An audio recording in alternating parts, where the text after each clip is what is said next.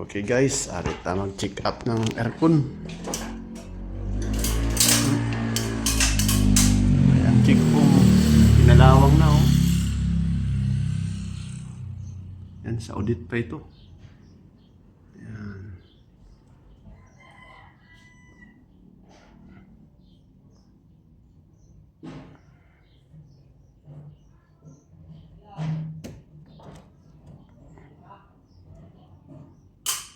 Yan, so pandumi na rin.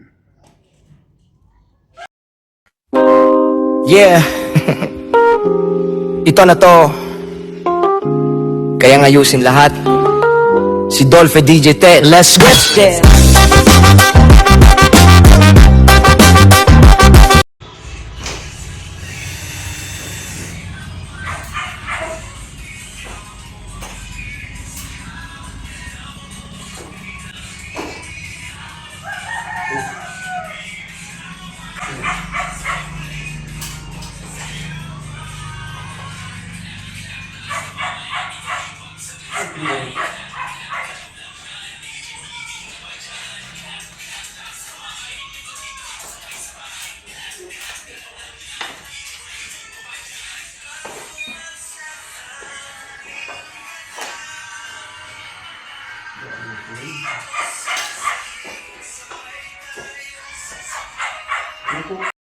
Yan guys, oh.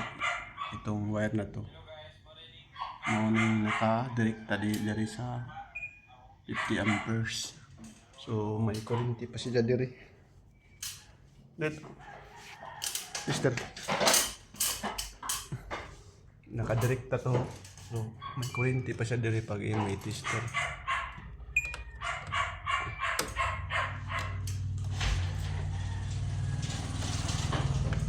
So wala na. Tapos biglang may tutunog. Tip! Yan, no? Ayan, no? Yan.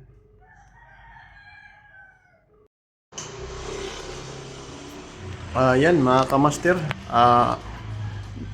Tinanggalan natin yung supply dito dahil 77 volt lang. Pinutol natin. Di nagdugtong tayo rito. Papunta sa outlet. Yan.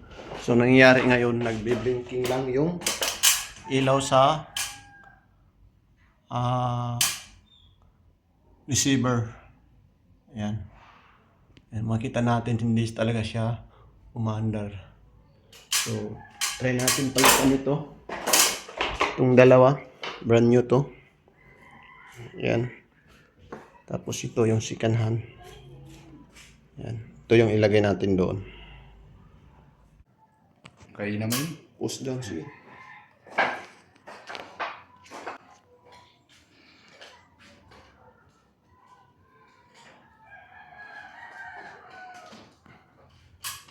Saksak natin ulit. Saksak natin, saksak.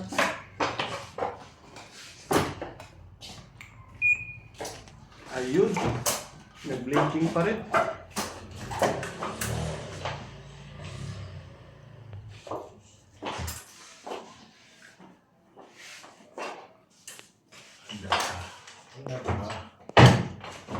Liguan sa ano mo pa ni. Sakap.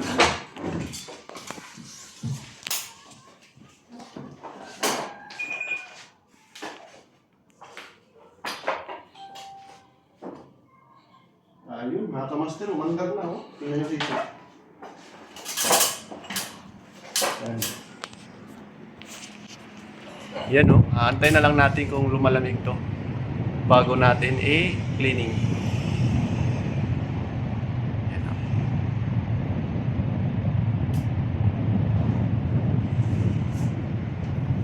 Tapos titingnan natin doon sa labas kung lumalamig ba yung pipe.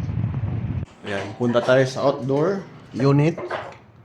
So, antay natin umandar yung outdoor or fan motor. Ayan.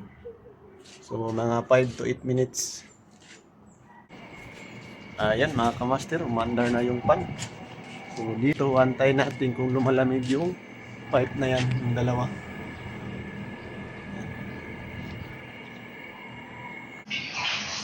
Ayan mga kamaster, umandar pa rin. Tapos Waya, dito, waya. yung outdoor na mamatay yung fan. Ano naman? So may problema ata to.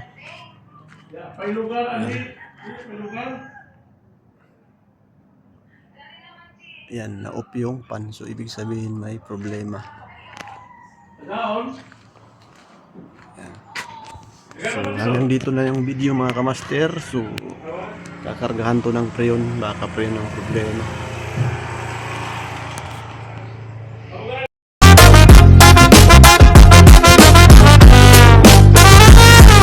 Pag nasira ang TV mo, huwag kang magpanik. Si Dolphy DJ Tech Boy, automatic aircon mo